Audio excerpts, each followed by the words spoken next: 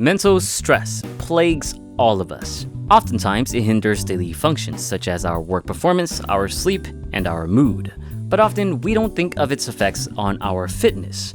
Thing is, there is a very complex connection between our mind and our body. The hindrance of one can very well affect the other for better or for worse.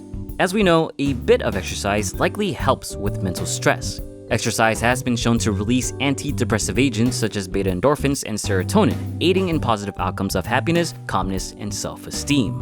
But excessive exercise can be detrimental to mental health. This issue is most observed in elite endurance athletes, where excessive training leads to mood shifts, disturbed sleep, decreased appetite, and greater likelihood for depression. And the opposite exists as well. High degrees of mental stress can very well cut into your physical gains. A 2008 study showed over the course of 12 weeks, individuals exhibiting high life stress events had lower increases in bench press and squat 1-rep maxes, and saw somewhat lower lean mass gains than their low stress counterparts. Research in 2014 shows similar findings in terms of recovery.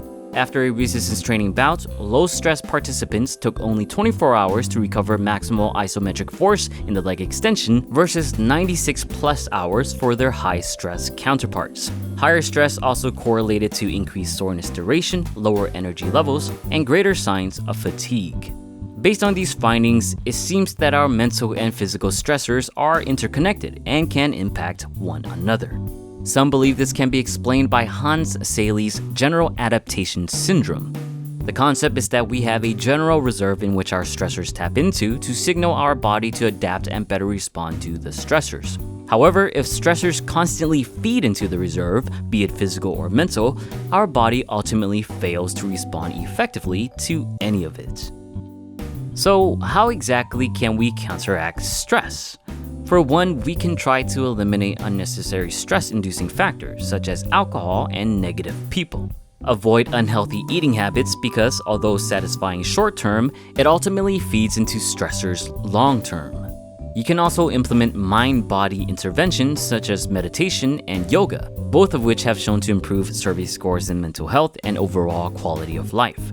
One specific study looking at the effects of overtraining showed that in a 2-year span, subjects engaging in routine meditation and deep breathing were able to recover quicker and significantly increase training load while keeping stress lower.